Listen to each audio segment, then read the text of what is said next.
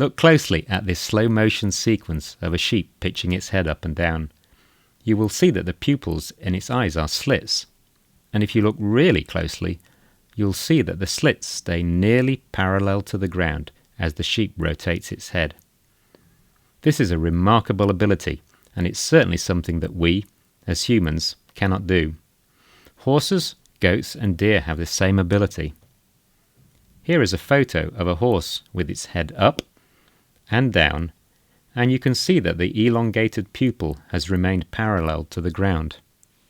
If we artificially rotate this image of its head down so that the head becomes horizontal, then we can see how strange the pupil looks now. So, why have horses and sheep evolved to be able to do this?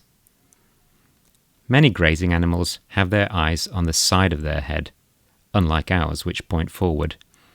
This helps them to see all around. The elongated pupil gives them an effective field of view that is wider than if the pupil were vertically elongated, and is shorter than if the pupil were vertically elongated. They can therefore see nearly all around themselves, forward, left, behind, and right.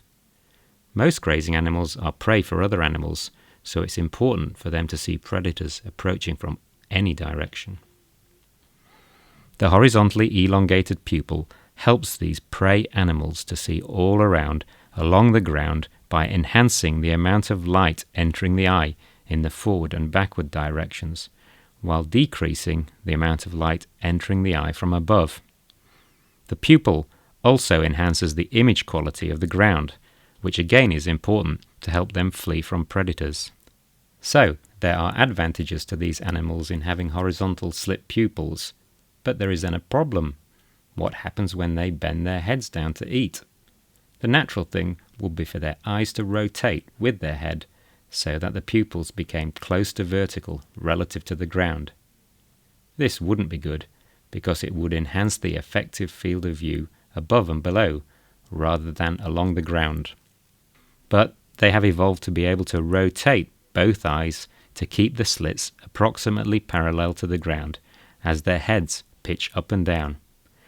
This eye movement is known as cyclovergence. It's opposite in direction in the two eyes. It's an amazing ability that these animals have. We can make such movements, but over a very much smaller range than the grazing animals. Why don't you see if you can see this effect in grazers yourself when you're out and about?